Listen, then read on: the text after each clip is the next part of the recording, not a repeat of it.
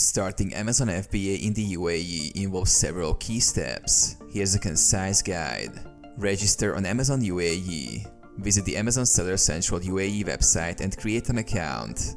Choose between the individual or professional selling plans based on your expected sales volume. Set up your seller profile.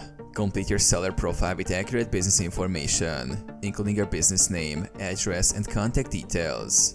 Verify your identity as required. Register for VAT.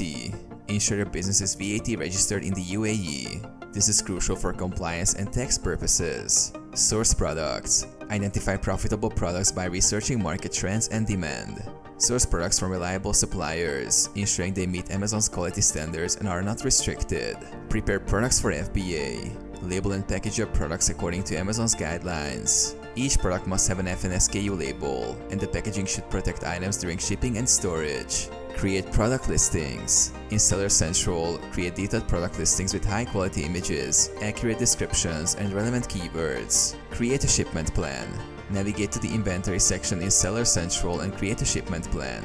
Enter product details, quantities, and choose your shipping method.